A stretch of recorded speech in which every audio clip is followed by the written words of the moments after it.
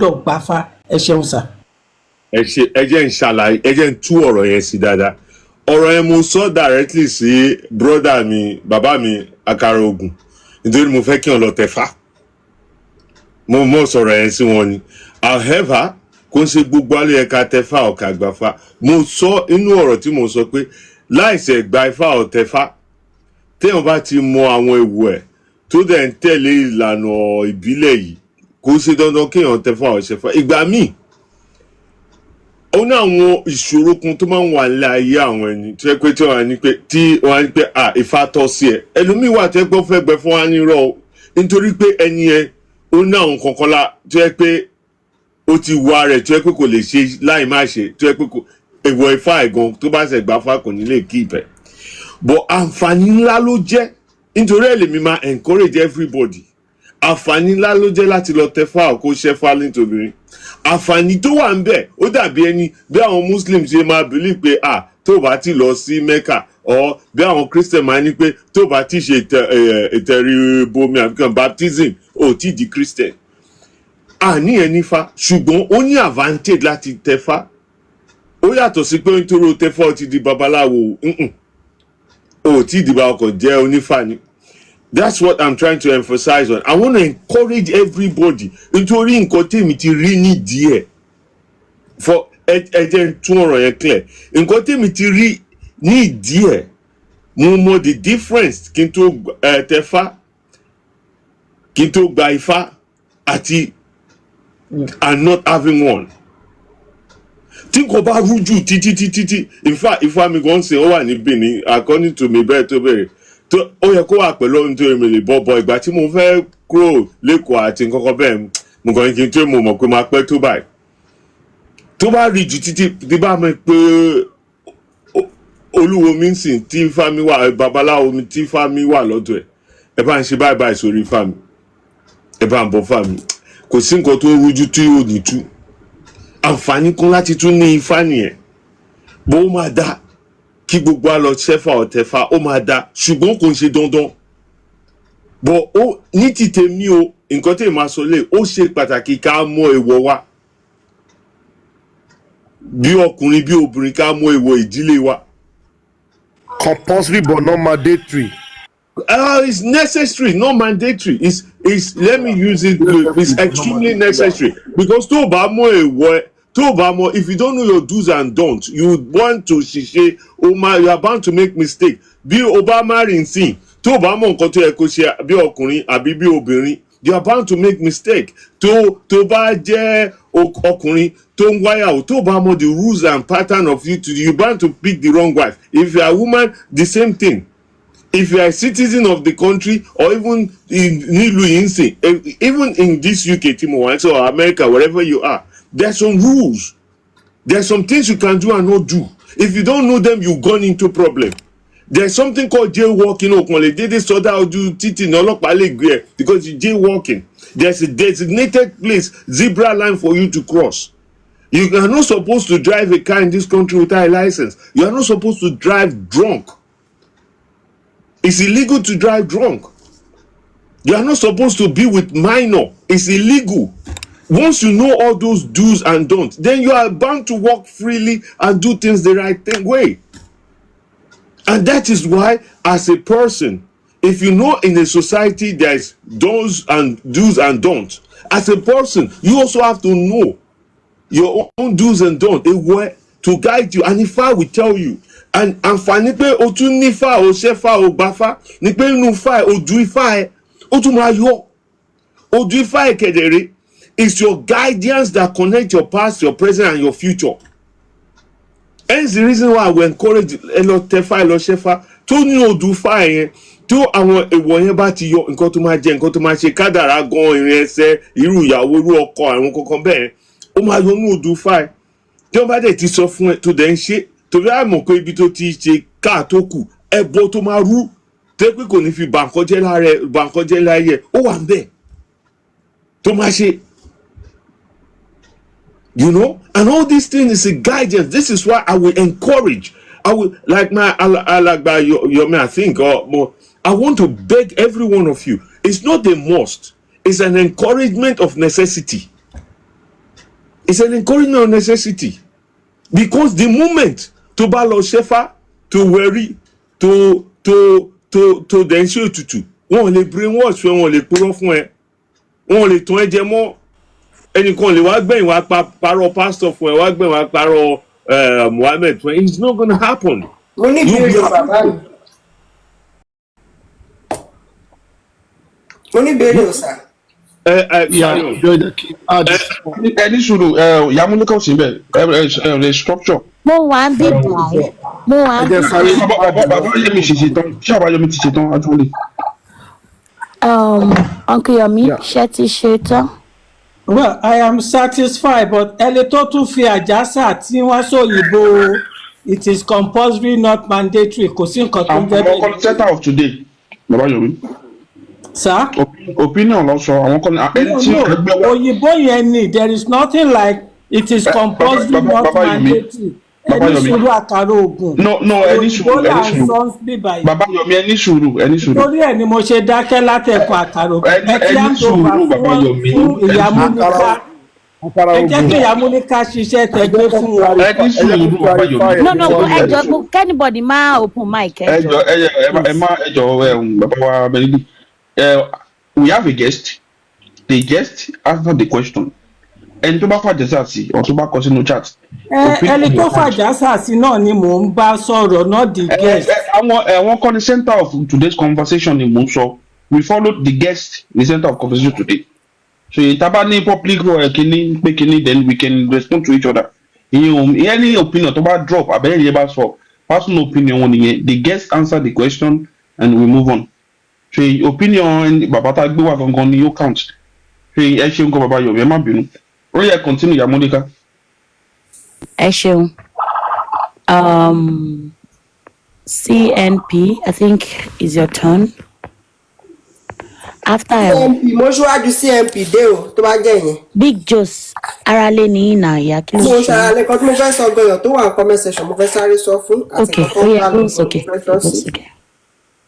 Ìyá wa bí bóyá mẹ́bẹ̀ wọ́n fẹ́ a little bit bóyá bínú díẹ̀ kọ́ máa bínú platform náà ní ọ̀rẹ́ ẹ̀pọ̀ náà drop wọ́n lè sọ pé wọ́n drop ẹ̀ ní à. So ìyá wa mẹ́bẹ̀ ẹ má bínú sí yẹn platform yìí náà tiyín náà ni tẹ́ bá ti jẹ́ ọmọ kóòtù jíire so ẹ má bínú sí yẹn. Nǹkan tí bàbá wa ń sọ lọ ni mo fẹ́ sọ̀rọ̀ sí. Mo fẹ́ béèrè pé mo kí gbogbo lé o mo ti kiri látẹ̀kọ̀.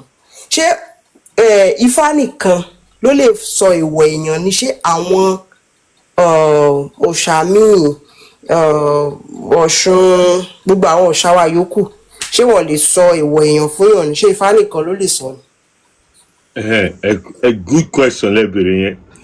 Ẹ rí ọgbọ́n inú la máa fi gbé nsìn.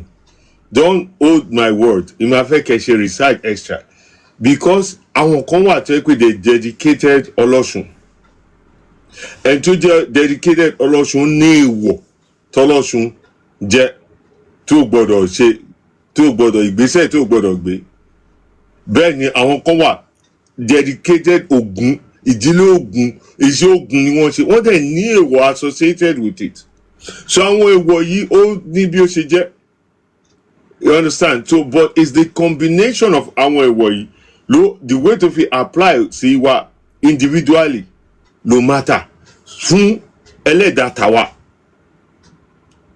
Ẹ lè wà nílé kan náà ọkọ àti ìyàwó ń sìn kí wọ́n ká èèwọ̀ kan fún ọkọ kí wọ́n ká èèwọ̀ míì fún ìyàwó tó dẹ̀ ní ṣe kínní and it won't affect their way of life.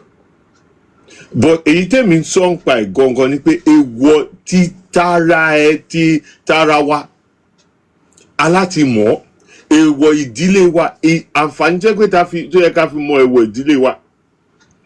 Ó ṣe kókó nítorí àwọn bàbá wa tí wọ́n fi ìdílé ọ̀pọ̀lọpọ̀ nú wọn òòṣà tí wọ́n ń bọ wọ́n ti bá dá májẹ̀mú kan sí méjì bí òòṣà tó bá gbè mí o tó bá wọ àwọn ọmọ mi dàgbà o tó bá ṣe báyìí fún mi o tó bá fún mi lọ́mọ tó bá jẹ́ kí ìwọ ni máa sìn láéláé ọmọ mi kankan tó bá kúrò nídìí òòṣà yìí kankan bẹ́ẹ̀ pẹ̀lú ègún pẹ̀lú àdúrà mọ́ gbogbo ẹ̀ ìyẹn wà ń bẹ̀ and then again òòṣà tí wọ́n tún gbé sílẹ̀ yìí ìgbà tí wọ́n máa fi sọ òòṣà yìí kalẹ̀ nídìílé òòṣà yìí fún wọn léèwọ̀ ó ṣe àtẹ̀fẹ́ báyìí ní kẹ́ ṣe báyìí ní kẹ́ má máa ṣe o tẹ́ bá máa bọ̀ mí, and that it goes generational.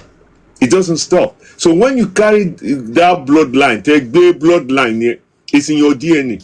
That is why when àwọn now on DNA, they can trace you to 6th, 5th, 7th, 8th generational back with your DNA. Same bí wọ́n ṣe lè trace generation ẹ̀ back. Ọ̀pọ̀lọpọ̀ àwọn tó wà ń bí màá sìn, I can say you can trace your generation back to 5, 6, 7 generation.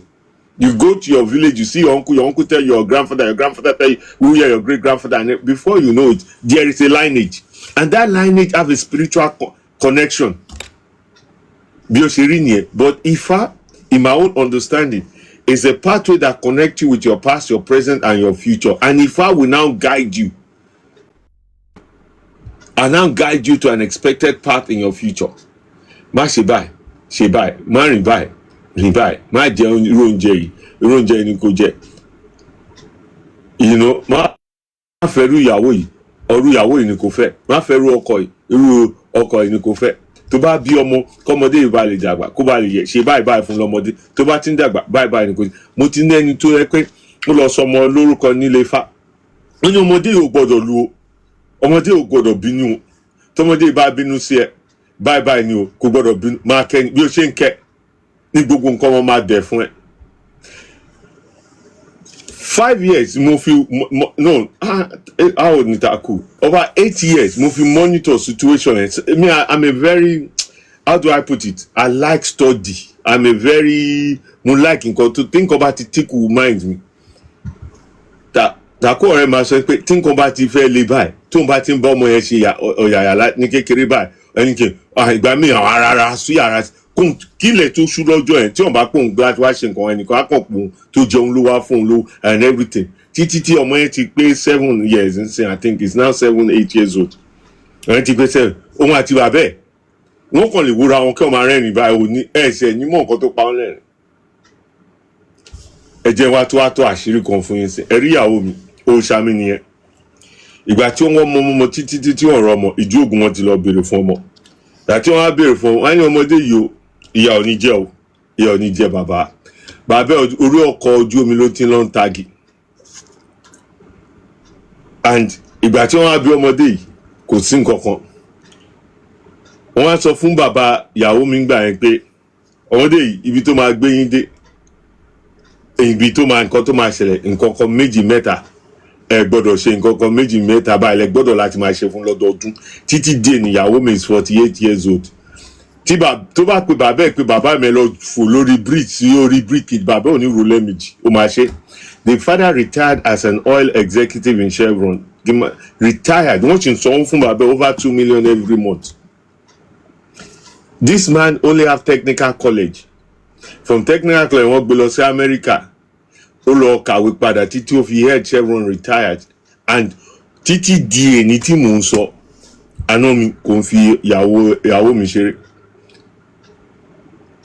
And mo sọ kò ní pé òfin tó àṣírí ara mi, mo sọ láti fi encourage people to know that isese yìí is solid. It's solid. So kò ń ṣe dandan pé kẹ́ gba fáà, kò ṣe pé kẹ́ ṣe fáà, kò ṣe pé kẹ́ ṣe fáà, kò ṣe. Bàbá mi ẹ má bínú bóyá mi lè gbọ́ dáadáa. Bí mo ṣe understand bẹ́ẹ̀ ṣe dá mi lóhùn, ó dàbí pé Ògún ó ní èèwọ̀ títí a mọ̀ pé ìyẹn títí ẹ̀ àwọn Ọbàtálá náà wọ́n ní èèwọ̀ bóyá àwọn tó bá ṣe Ọbàtálá bọ̀ irú ká ní ó kẹjẹ fèmí ara mi ṣe ìdáhùn báyìí ká ní pé èmi Ògún ni wọ́n ń ṣe ilé wa, mo ti mọ èèwọ̀ ilé wa, ṣé mo lè dédìí Ògún tí bá fẹ́ béèrè gbogbo àwọn kinní wọ̀nyẹn, ṣé mo lè gẹ́ẹ̀tì kán sọ èèwọ̀ mi from ìdí Ògún àbí Ọbàtálá àbí Ọ̀ṣun bẹ́ẹ̀ yẹn.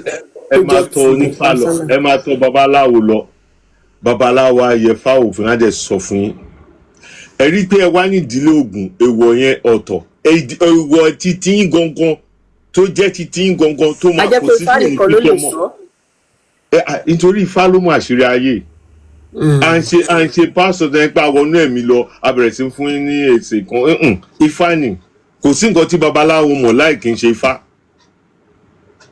babaláwo tó bá ń dọ́gbọ́n sọ̀rọ̀ fún irọ́ ló ń pa babaláwo tó bá rẹ̀ ní pé ẹ̀mí sọ fún mi yóò pa irọ́ ni ifá ni babaláwo tèmi dẹ̀ mọ̀ èmi ò rí babaláwo rọ́rí nítorí orí tv àti real life yàtọ̀ àfi àwọn tó bá ń purọ́ pa àwọn lọ sọ́dọ̀ babaláwo rọ̀kan ifá ni ifá sọ fún yín á bèrè orúkọ yín orúkọ ìyá yín wọ́n á wọ ẹlẹ́dàá yín wò ifá dẹ̀ sọ ìtumọ̀ bí ọ̀rọ̀ ṣe jẹ́ fún yín á dẹ̀ sọ èèwọ̀ bí àwọn èèwọ̀ ṣe jọ fún tẹ bá wá nípa ẹ fẹ́ tẹfá débi pé ẹ fẹ́ fi mọ àwọn èèwọ̀ yẹn ó túbọ̀ dá tẹ máa fi gbafá tó àǹfààní ńlá ló jẹ́ bí àwọn tó fẹ́ jẹ́ Christianity tó yẹ kó wọn lọ ṣe baptism àwọn tó bá fẹ́ jẹ́ Muslim lẹ́yìn ó ní nǹkan tí wọ́n máa ń ṣe tí wọ́n máa ń ṣe conversion for you tó bá fẹ́ gba di Islam rukia àbí kí wọ́n ní wọ́n máa ń ṣe tó that is without you doing that you are not fully well, exactly without you being baptized you are not fully a Christian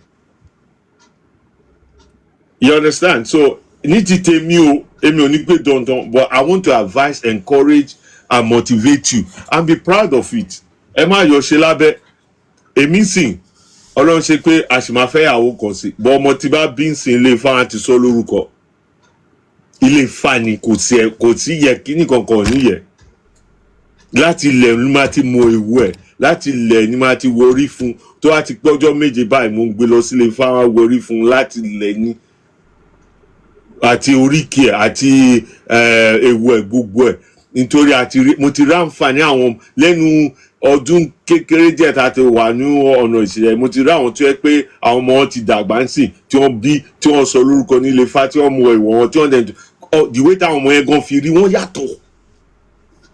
yàtọ̀ ìyàtọ̀ ń bẹ ní. Anyway tí àlàyé tèmi nìyẹn o.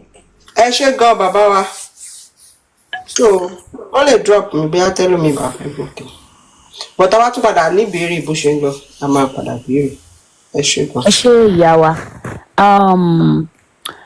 TN ó dẹ̀ pé bàbá wa Benny náà fẹ́ fi. hold on ìyá please ẹ jọ̀ọ́ ẹ bá wa mute ẹ jọ̀ọ́ thank you CN please okay ẹ jọ̀ọ́ ẹ jẹ́ kí bàbá Àkànní kí wọ́n sáré gbóhùn sókè kẹ́ tó lọ Àkànní are you there mi mọ̀ pé Benny mi mọ̀ pé ẹ̀yin ni o ẹ gbóhùn sókè bàbá mi ẹ ṣeun ẹ ṣeun gan mo kí everybody lábọ̀rọ̀ àbọ̀yé o kò sí much tí mo fẹ́ sọ náà ju pé mo fẹ́ kí bàbá wa pé wọ́n káàbọ̀ sí inú ojú ọ̀nà àwọn bàbá ńlá wọn ọ̀nà òun rẹ̀ ní gbóná mọ́ wọn bẹ́ẹ̀ ni bí wọ́n ṣe sọ ìkálẹ̀ ní èmi from Ondo State ìṣẹ̀ṣe wa àti ìṣẹ̀ṣe Ẹdó náà ọ̀kan ní gbogbo ẹ̀ orúkọ àwọn òrìṣà wa àti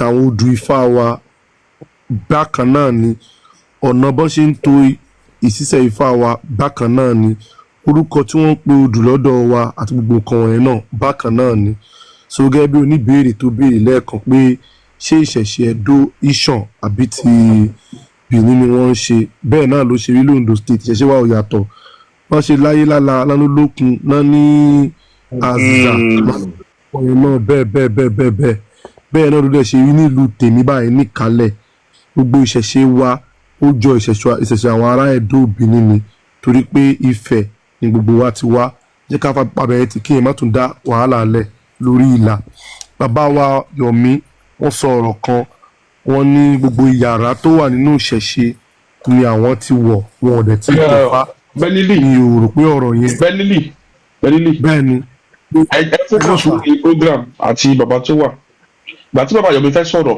mo sọ pé kọ́ máa sọ̀rọ̀ because àwọn kọ́ ni center of this program tá a bá fẹ́ ṣe ìjíròrò then we can ẹ fún mọ́lẹ̀ ẹ focus lórí bàbá ẹ béèrè lórí lọ́wọ́ bàbá Ṣífẹ́ǹdé.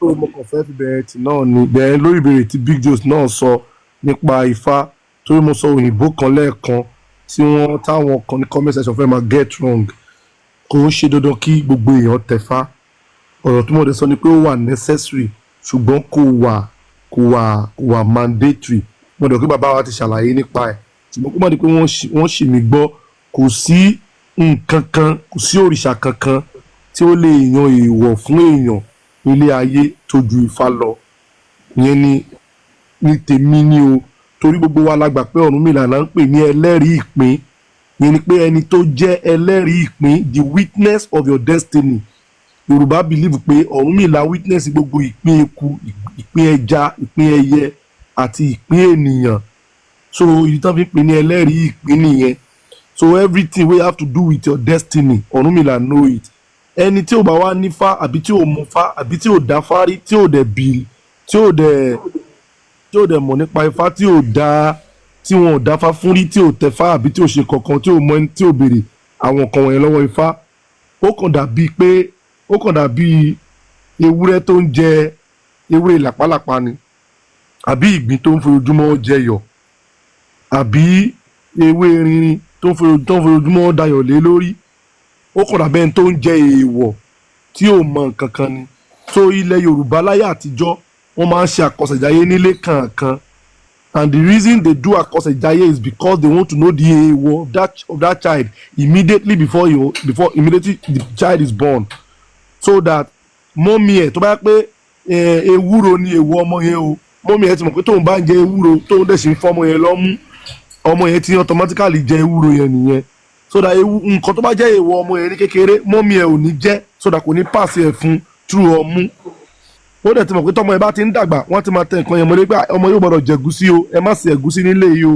torí ọmọ ilé yìí ò kì í jẹ tẹ bá dẹ̀ ṣe ẹ̀gúsí fáwọn tó kù ẹ má ṣe ẹ̀gúsí fóun wọ́n ti máa fi àkọsílẹ̀ yẹn ṣàlàyé fún ṣùgbọ́n in a very long time in the last 100 years I can say in the last 50 years àkọsẹ̀jáyé has reduced from 100% to 3% and the 3% only happen in Babalawo house when they do the naming ceremony of a child they do àkọsẹ̀jáyé or for the child so because of this ọ̀pọ̀lọpọ̀ wa tí wọ́n ṣe àkọsẹ̀jáyé fún ní 1990 91 92 àbí 1985 to this time what we advise them to do is to do Itefa because it's too late for you to do àkọsẹ̀jáyé as an adult so what we advise you is to do Itefa and by the time you do Itefa your Itefa will now explain your èèwọ̀ that you have long time be eating for you and from there. ẹ jẹ́ fún wa àtọmọdé lẹ́nu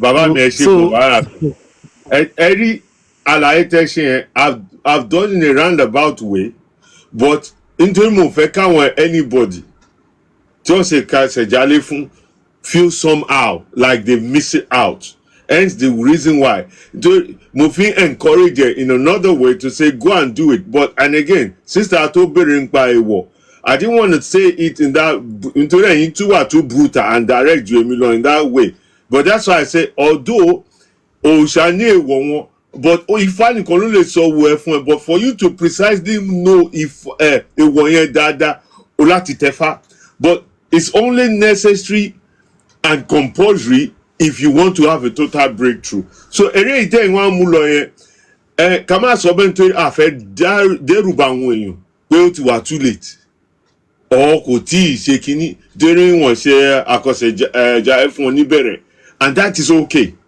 that is why now that you're an adult that's why nǹkan tí mo sọ láti bẹ̀rẹ̀ pé to be ignorant is okay maybe it's excusable but to remain ignorant is foolishness because it's wickedness to self. To remain ignorant is a choice. You can find out in this day, in this computer age. You can find out. So you have no excuse. Ẹ má bínú bàbá mi Akànnì continue mo gbádùn mo kàn fẹ́ mo fẹ́ fi jára bẹ́ẹ̀. A promote pé kẹlọ tẹ̀fá lọ́dọ̀ babaláwo àbí kẹlọ tẹ̀fá àbí bí à ń fún yín ní compulsory reason tẹ̀fí gbọ́dọ̀ tẹ̀fá kàn sọ fún yín pé ọ̀rọ̀ nípa ìtẹ̀fá ìdí tẹ́fi nípa ìtẹ̀fá pọ̀ àbí àwọn èèyàn kàn tẹ̀fá ni pé nǹkan táwọn parent wa ò ṣe fún wa àdẹ̀wà dé stage yẹn a ti fẹ́ mọ àwọn nǹkan yẹn ìtẹ̀fá ni ó lè irú ilé wa báyà lórí ìṣàtà máa ń sìn òrìṣà jìdó lórúkọ ẹ̀ àṣẹ laṣu fún òrìṣà yẹn lánàá ni ṣùgbọ́n òrìṣà yìí ní personal èèwọ̀ títí ẹ̀ ṣùgbọ́n my daddy my grandfather died in 1957 náà ti kú the grandfather mi ti kú and my daddy was in his tender age by then ìwọ̀nba díẹ̀ lọ́mọ by the time my daddy will get around 1960 1965 my daddy become a Jehovah Witness and and he didn't know, we kàn mú wa lọ sí di àwọn òrìṣà yìí rí 30 years 35 years into the religion, close to 40 years into the religion, we don't know nothing about ìṣẹ̀ṣe. So bàtà wa ṣe wá dénú ìṣẹ̀ṣe la ṣe wá bẹ̀rẹ̀ sí ní wa lọ òrìṣà wo ló wà nílé wa, kí ni ò kí ń jẹ, kí ló máa ń jẹ, bla bla, la ṣe fi mọ èèwọ̀ ilé tiwa. Èèwọ̀ ilé tiwa yẹn dẹ̀ ní favourite food wa for a very long time. So what can we do now? We already have èèwọ̀ agboolé. Àtìmọ̀pá kì í jaja, ta ló lè jaja tó rú àwa yìí. A máa ń pa, we used to nurse our dog, tó bá ti lè gbó bá a máa pa ajá yẹn jẹ ni, because we believe we are Christian. So all the abomination people are counting our household does not matter to us. Ìbàtà máa tẹ fáà nípa padà sọ pé èèwọ̀ ilé wa kan ni ẹ̀dá ti ń jẹ, bàtà máa tọ́ wọn ni pé ajá ni. So àtàwọn kan bẹ́ẹ̀ náà tó jẹ́ pé a máa ń jẹ. So but ibi ìtẹ̀fá ni a ṣẹ̀ṣẹ̀ ti rí solution sí àwọn èèwọ̀ yẹn, and I can tell you categorically because I'm also a revertee like Chief MD. Since we left those èèwọ̀, things have been working so fine for majority of us in the household. So that's how without you knowing your èèwọ̀, you are like parabolating, you are like moving in circle without knowing the direction you are going. People can parabolate roundabout ni. So ìjẹ́ pàtàkì èèwọ̀ òun ni bàbá wa jọ ń sọ lẹ́ẹ̀kan. Then àwọn yàrá àṣẹ̀ṣe tí ẹni tí ò tẹfá máa ń wọ̀, mi ò rò pé ó possible tó pọ̀ tó dẹ̀ gbogbo yàrá àṣẹ̀ṣe. Bàbá kan ni ẹ má kò need. Bàbá kan ní ẹjọ́ jẹ́ ká dúró lórí ìtẹ̀sán. ẹ jẹ́ ká máa tẹ̀síwájú. Mo fẹ́ make a statement. Ẹjọ́ program táwa ṣe níbí ni is my knowledge back to ìṣẹ̀ṣe, not lecture about ìṣẹ̀ṣe in one way or the other.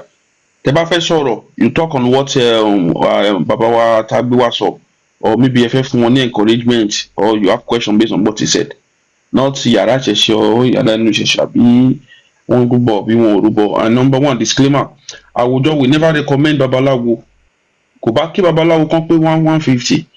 Àwùjọ ní babaláwo tó pọ̀, and then ní àwọn tó jẹ́ wípé they are always here since like 7 years that it start lecture, which they are always available. Babaláwo dẹ̀ máa ń pọ̀ tá bá fẹ́ kọ́kọ́ nípa Ifá.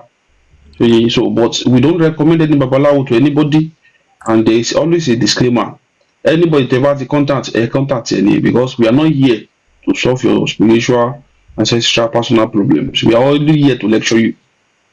We are for self-preservation, promoting, and nǹkan tá a máa mission pa máa fi exist for the 1 billion years. Nǹkan tá à ń ṣe nìyẹn. We are here. We don't take it as religion in àwùjọ. We take it as an identity. So it's different. Or we don't take it even as anything, we just take it as our identity, and it's a must. We have to. So ẹ ṣeun gan. Ẹ jẹ́ ká sọ̀rọ̀ sí topic on Thursday. Àwọn babaláwo bá wà ń bí. Those questions you have will be more better káwọn babaláwo yẹn kí wọ́n dáhùn fún ara wọn. So on Thursday a máa ṣe philosophy of Ògún. A máa sọ̀rọ̀ nípa Ògún pẹ̀lú àwọn babaláwo wa. So ìgbà yẹn tẹ́ bá ní any question regarding Ògún àbí nǹkan ẹ lè wá ń gbà yín kẹ́ ẹ béèrè. So ẹ ṣeun gan. Adúpẹ́ pẹ̀ Ògún. Ẹ lè continue nínú conversation ẹ tó next question. Ẹ jọ. Okay. CN Project, are you there? It's your turn to speak, please. Mo wà ń bí o. Ẹgbẹ́ òsókè bàbá mi. Mo kí ogbólé, mo kí bàbá wa Chief MD àti gbogbo ẹ̀yin bàbá wa àti ìyá wa tí ẹ wà nílé. Mo nífẹ̀ẹ́ sí ètò tí ìdánilẹ́kọ̀ọ́ tí bàbá tí wọ́n fún wa ní alẹ́ yìí. So èmi ní àwọn ìbéèrè ẹ̀kan tó fẹ́ bí lọ yín, ṣùgbọ́n kí n tó tẹ̀síwájú. Mo fẹ́ kọ́ sọ pé Ifá ni ètò ẹ̀kọ́ tiwa ní ilẹ̀ Yorùbá. So mo rò pé so tó bá tẹ̀ sí pé ìtẹ̀fá jẹ́ dandan fún everybody, gbogbo èèyàn ló gbọ́dọ̀ ní ìmọ̀ nípa Ifá gẹ́gẹ́ bí ètò ẹ̀kọ́ ti ilẹ̀ Yorùbá kí tatínúkọ òyìnbó tó dé. So sàmú fẹ́ bí lọ yín sàn pé ní ọ̀dọ̀ yín tẹ́ pé ẹ̀sán ọ̀dọ̀ ẹ má bínú tí mi bá pronounce dáadáa.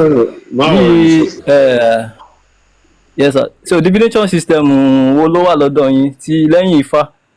Àbí ṣé olórúkọ ìmí tí ẹ̀yin máa ń pè Ifá? Torí mo rí pé àwọn bíi Togo, Benin wọ́n máa ń pè Ifá ní Ifá, àmì wọ́n tún máa ń ní different variation of variant orúkọ Ifá táwọn máa ń lò. So ṣé ẹ̀yin náà ní àwọn variant lọ́dọ̀ yín bí a tó yẹ pé native language ẹ̀sán language yín ni tó yàtọ̀ díẹ̀ sí tiwa? Ẹ ṣé gan sir. We have to, I like to be very, very careful that we don't get into the linguistic differences. Like in Edo State, all across the South, Ayelala is Ayelala. Ogun is Ogun. Songo is Songo. Orumila is Orumila. But the way we practice our divination in Edo State is not different, but slightly different because of the language in it. Like, for instance, in Edo State, in Kota Amankweni or like Ofo or something, it's same thing as Ifa. Say you understand? It's called Ofose. It's the same thing as Ifa, or it's tone, it's language. But when you start studying it deeply, you will see its exact thing. The way tí wọ́n máa fi bo Ògún ní Edo State, wọ́n máa fi bọ́ l'Abẹ́òkúta, ní wọ́n máa fi bọ́ ní Olókun. In Edo State, in Eastern language, Olókun la máa pè, or in Benin they say Olókun. Olókun. But the way to máa fi bọ́ òòṣà Olókun is the same way. So in terms of the way we call Ifa in Eastern language or the way they call Ifa in Yoruba language, but the root word itself is Ifa. If you see it properly, it's Ifa. It's just a distinctive of language. And so I don't want us to get into that, bog into that, because it takes away from the concept of our traditional identity of Oníṣẹ̀ṣe.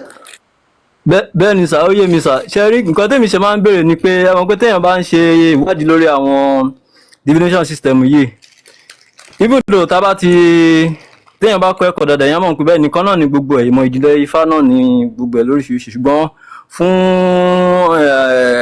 intellectual kìíní èèyàn fẹ́ mọ̀ wọn pé báwo lọ ṣe ń pè ní báyìí, just for the linguistic aspect of it náà ni, there is nothing, ìkan náà ni gbogbo ẹ̀, bẹ́ẹ̀ ni, it's just for the intellectual discussion. Ẹ ṣé gan ni. Ẹ jẹ́ kí n allow àwọn èèyàn tó kù ti kọ́ béèrè. Ẹ ṣé gan ni, mo dúpẹ́ lọ́wọ́ gbogbo. Ẹ ṣé gan, thank you very much. Mabel, are you there? Benny, yes. Ẹ bá wa gbóhùn sókè mà. Ẹ ṣeun. Thank you. Fún àwọn táwọn ní diaspora, tá fẹ́ fẹ́ other nationality, for me, like example, I have a boyfriend of Ivory Coast. He's a Mandinke, but he only studies ó ṣe Muslim nìkan ni kò mọ history life or history ancestors he see it as demonic. So imagine pé mo bímọ fún sin, ṣé mo lè mú ọmọ mi láti fi lọ tẹ̀fá in Yoruba way, or I have to go Mandinka way that I don't know. Right. Ìbéèrè tẹ́ bẹ̀rẹ̀ yẹn. Ẹ mọ̀ pé here it's at the moment my journey back to inú Ìṣẹ̀ṣe. Mo fẹ́ ẹ jọ̀ọ́ ẹ hold on sí ìbéèrè yẹn tó bá di Thursday tí àwọn bàbá wa bá wà lórí ìkàlẹ̀ wọ́n lè dáhùn ìbéèrè yẹn. Ṣó yé yín sà? Ṣó yé yín mà? Okay ma. Ẹ jọ̀ọ́ nítorí bàbá wa tó wà ìwọ̀n kì í ṣe babaláwo. Ṣó yé yín? Okay. All right. Thank you very much. Thank you. Hello, mo mọ nǹkan tó dé o tí ó fi cut off. Hello? It could be the network. Yeah, okay, good. Ẹnìkan béèrè question kan tí mo kàn kí n tó round up. Ẹ má bínú pé mo cut yín off, ṣé mo lè sọ̀rọ̀? Please. Yeah, go Can ahead. I carry on? Yeah. Ẹnìkan béèrè question, mo ń try láti stay away from, like in Esan language, Esan to be specific now, Ifá is called in Esan language Heyi. And àwọn ẹlòmíì máa ní in Yorùbá language wọ́n á ní Ifá fún mi, Ẹ̀yí rẹ́mẹ̀. Nǹkan bẹ́ẹ̀. And so but don't let us get into the language, let's get into the identity and the culture. Nǹkan tí mo fẹ́ try láti get ní. So please go ahead. Bàbá wa. Mo ń gbọ́ yẹn, àgbọ́yé o.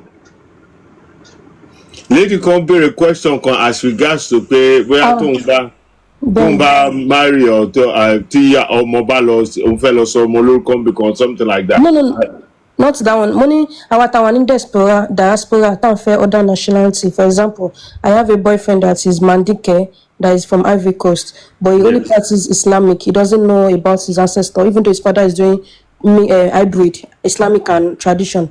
But him is tradition, he's Islamic, he sees the tradition as demonic. So imagine I give birth to him and I'm doing spirituality. Can I take my child to learn the spirituality of my own Yoruba instead of my Mandinka that I have no information about? It's good. It's very important. This is and is just a passing encouragement. I'm praying that this guy is a very fine person and you marry him, regardless his religious practice. But in Koto Fishe Koko Tilele tell her I never thought about this more rural money until Timang Bokwe fair BTT. Nítorí it will tell on Ruo Motoba bring up. Now, Toba lọ fẹ́ ẹni tẹ́ pé Gonso oníṣẹ̀ṣe ìwọ oníṣẹ̀ṣe ni ó máa di wàhálà kéékèèké láàrin ilé. Tó bá dẹ̀ fẹ́ ẹni tẹ́ pé irú oníṣẹ̀ṣe tí wọ́n ṣe kò